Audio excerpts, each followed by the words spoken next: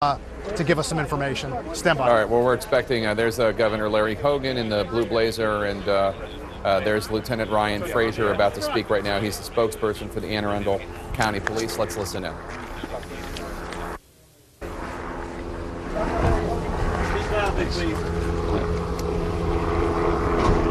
Good afternoon. My name is Lieutenant Ryan Frazier, F-R-A-S-H-U-R-E. F-R-A-S-H-U-R-E. Work for the County Police Department, Anne Arundel County Police Department. We have a brief update for you guys, just to give some details. Please bear with us. We can't answer a lot of questions. This is still a very active and ongoing investigation. We're still trying to make sure that everyone's safe, reunite people with their families, and then once the building is secure, we have a crime scene, obviously. So we anticipate this being a very long investigation. It'll be a very detailed investigation by our detectives. So I'd like to introduce first our county executive, Anne Arundel County Executive, Stephen R. Shue, to answer some questions, give you guys some updates. But again, we're going to limit questions at this time just for investigative purposes, because we still have a lot of work to do. Thank you. Mr. Shue. Thank you, officer. I'm County Executive Steve Shue of Anne Arundel County. We've had a terrible shooting incident here this afternoon. There are several people who have died from this incident, and several others are injured. Those who are injured have been transported for medical care to Anne Arundel Medical Center and to Johns Hopkins Shock Trauma. Those fatalities are so sad, and I don't know what to say other than our thoughts and prayers are with them and their families, and we take comfort knowing that they are in God's embrace. The shooter is in custody and being interrogated at this time. I want to commend the public safety professionals who were very quick to the scene here within about 60 seconds.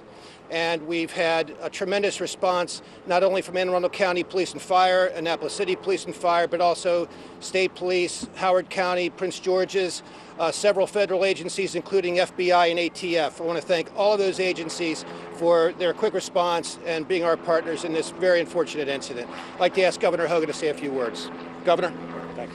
You know, I just want to say, first of all, our thoughts and prayers are with the victims and their families, and I want to thank the law enforcement professionals who responded. Our emergency response team they did an incredible job. They're still doing the job right now, but the fact that they responded within 60 seconds, I want to give serious praise to Anne Arundel County and the city of Annapolis for their response. And we were here with the state agencies to back them up. We have federal agencies. It's a tragic situation. We don't have all the information yet, and we can't give all the information yet because it's an active crime scene and investigation. But we have had several fatalities and several people there in the hospital, and we'll just leave it to the professionals to continue their ongoing investigation.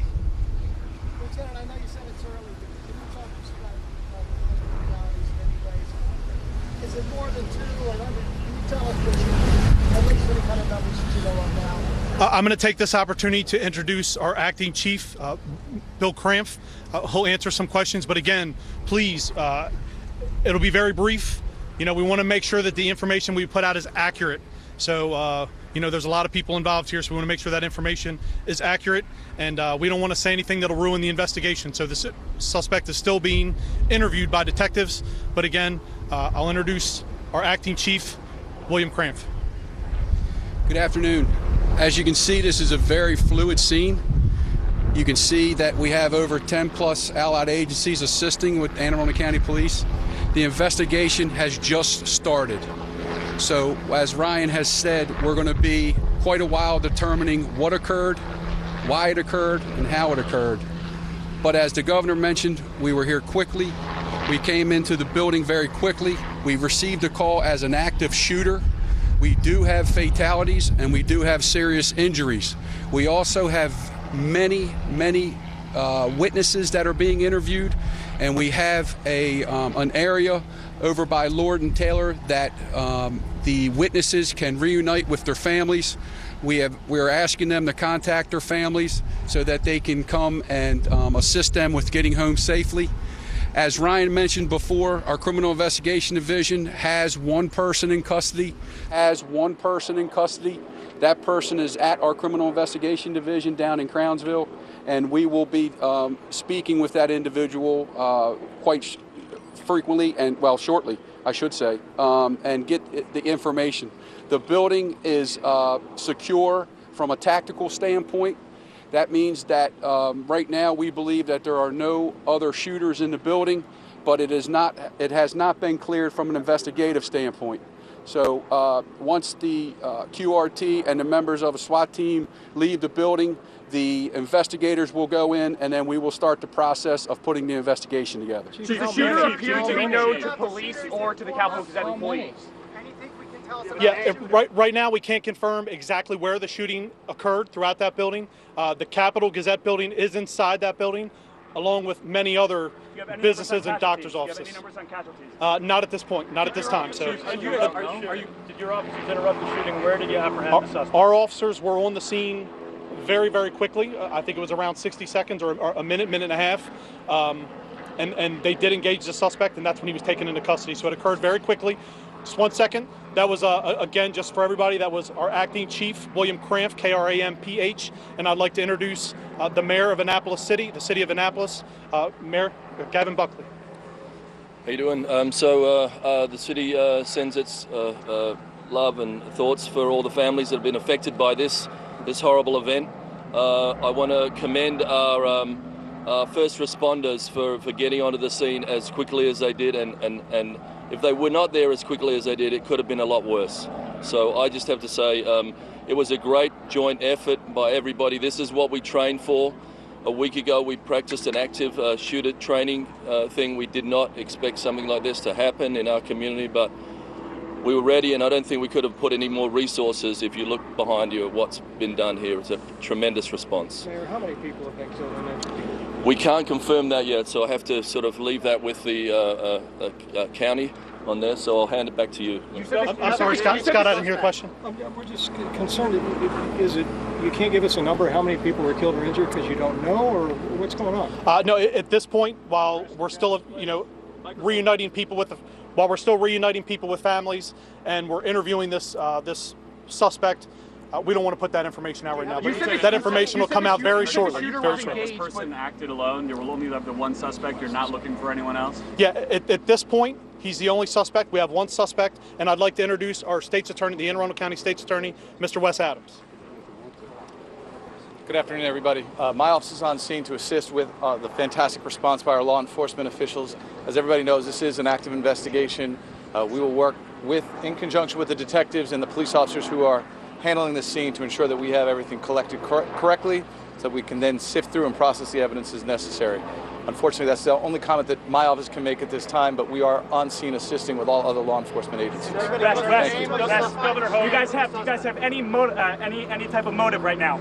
The investigation is still active and ongoing, so my office in particular, prosecutors cannot comment in any way on the nature of the evidence. What type of weapon was used? Turn that back over to Lieutenant Frazier. What type of weapon was used? Yeah, at this point, we can't identify the exact weapon that was used.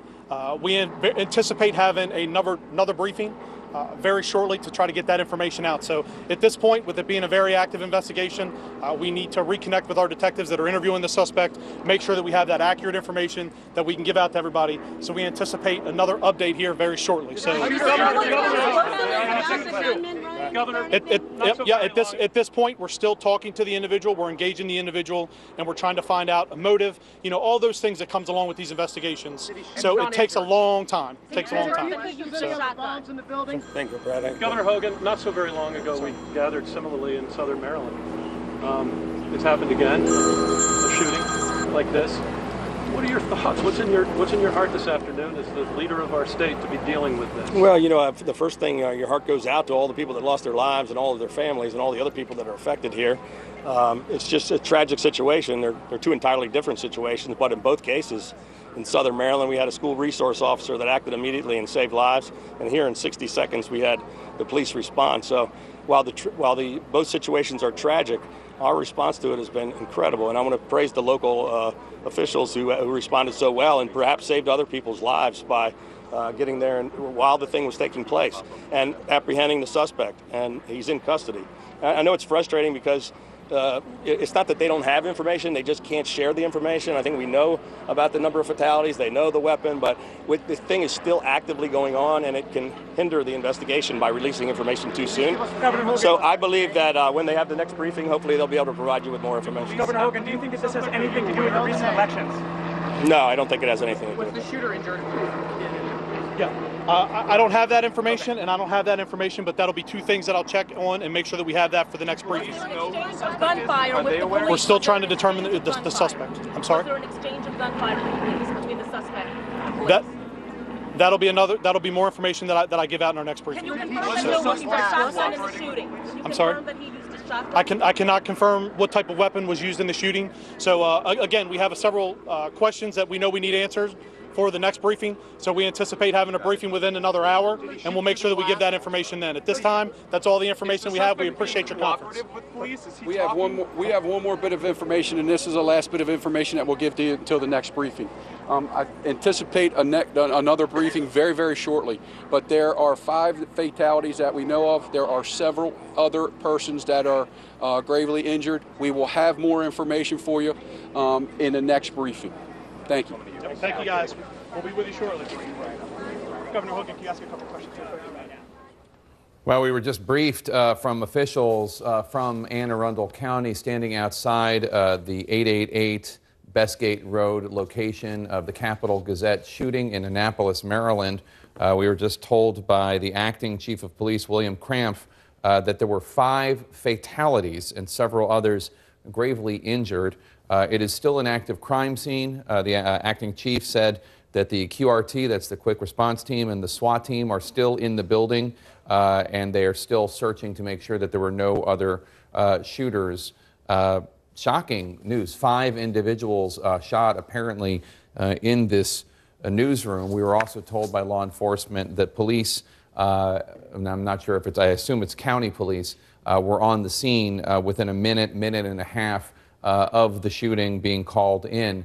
CNN's Brian Todd was at the press conference and joins us now live from Annapolis. Brian, 5 fatalities may not be hundreds and hundreds of fatalities, but it is a shocking number of innocent people killed by this individual, apparently all of them at the Capitol Gazette newsroom. That's right, Jake. And as we heard from tweets from a local reporter who was in that newsroom, Phil Davis, he said that the shooter shot through glass to get in there and then shot at people in the newsroom. We were trying to confirm that with officials here. They wouldn't confirm it or they wouldn't address it. The crucial pieces of information, as you just mentioned, 5 fatalities so far that we know of, multiple people wounded, and really a key piece of information here, Jake, is that the shooting seems to have been interrupted by police. Both the mayor and police have said, and along with Governor Hogan, have said that police responded here within about 60 seconds. And the mayor saying if they had not responded as quickly as they did, this could have been a lot worse. So that's a key piece of information, Jake, that we just learned, that the police got there, interrupted this shooting somehow, and they would not confirm whether there had been an exchange of gunfire or not. That's some information that we hope to get a little bit later. All right, Brian Todd on the scene for us in Annapolis, Maryland. Thank you so much. I want to bring back CNN's justice correspondent, Evan Perez. And Evan, the shooter, we're told, is in custody. And it seems as though police, although they haven't said this yet, they seem fairly confident that there's only one shooter. They haven't come out and said that 100%, but they seem to be leaning very strongly in that direction, saying at this point we believe only one suspect, although they're not 100%. What else can you tell us about that? We were told he's being interrogated. Right. The police chief there, or the spokesman for the police, said that they were engaging with him. And I think one reason why, I think you heard a little frustration from the reporters there trying to get information, but I think the reason why this is happening, why there's a little bit of lack of information from the police, is that they're dealing with an individual who's not being cooperative right now. He's not cooperating. He's not cooperating, at least initially, to the investigators. They're trying to figure out even who he is. He wasn't carrying any identification. So they are having to figure out who he is based on other means. They have to check fingerprints. It's not clear whether or not he's been arrested before, whether there's any record of him in any other way that the police would have his fingerprints in the database. Perhaps that's the way they're going to try to figure out who he is. But at least initially, when investigators were talking to him, he was refusing to cooperate, refusing to provide any information. They have no idea whether or not he has any connection to this newsroom, to this building. It appears there's two newspapers there, the Capital and the Gazette. So that's the reason why it's called the Capital Gazette. So we don't know whether he has a relationship or any connection to either of the two little papers there that are based in that same newsroom, Jake. But at this point, they're having some trouble just trying to even get to the first base there, which is to try to figure out who he is, whether or not he has any connection to this newsroom or to something in this building that prompted him to go there today and open fire on these people. As far as the fatalities, you heard the acting chief there say that there were 5 fatalities. We're told that there's still additional injuries. Some of these range from simple trauma, people who were there and ran out. Obviously, this is an incredibly traumatic incident, and so some of the people are being treated for that. There are people who had injuries from the glass, the flying glass, and perhaps even shrapnel. So a range of injuries, people who are being treated in the hospital there. At least one of those people, it appears to be fairly serious injury. But at this point, it appears to be contained to just those people. 5 fatalities we know of, but there are additional people who are being treated at a local hospital there because of a range of injuries. Again, actual injuries from perhaps the incident, flying glass and shrapnel and so on. So this the suspect at this point, we only know of one. The police believe there's only one, but at this point he's not cooperating with the investigation. They don't even know his name. I want to bring back